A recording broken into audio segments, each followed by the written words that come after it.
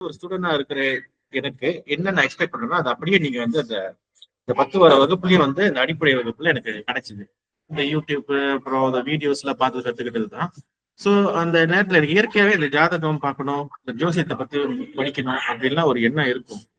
ஆனாலும் எனக்கு வந்து ஒரு குருவா இருந்து ஒரு சொல்லி கொடுக்காம போனா என்னதான் புத்தகம் படிச்சாலும் என்னதான் வீடியோஸ் பார்த்தாலும் ஒரு குரு சொல்லி கொடுக்குற மாதிரி வராது. அது 7ல ஆரம்பிச்சுதான் Z இருக்கும்.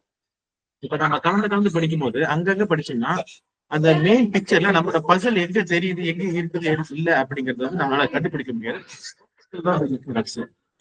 அதுவே ஒரு குரு வந்து ஆரம்பிச்சு கடைசி 7ல இருந்து ஆரம்பிச்சு Z வரைக்கும் கொண்டு போகும்போதுதான் நம்ம வந்து எந்த இடத்துல நம்ம நிக்கிறோம், எது நமக்கு புரியல, எதுல நமக்கு பலவீனம் இருக்கு, எது நமக்கு புரியுது, எதுல நமக்கு பலம் இருக்கு அப்படிங்கிறதையும் நம்ம வந்து ஐடென்டிஃபை பண்ண முடியும். அந்த அடிப்படையில இந்த வகுப்பு நான் வந்து ஒரு நாள் கூட நான் ஸ்கிப் பண்ணது கிடையாது.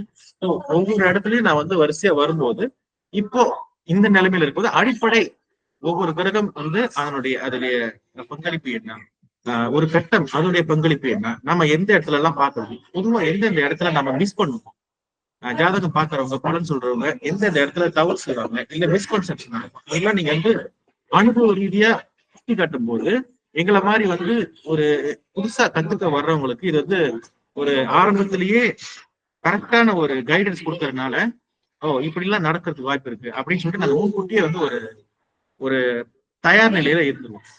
ஸோ அந்த அடிப்படையில இந்த வகுப்பு வந்து எனக்கு ரொம்ப பயனுள்ளதா இருந்துச்சு. கிளாஸ் வந்து முழுமையா எனக்கு பரிபூர்ணமா நான் வந்து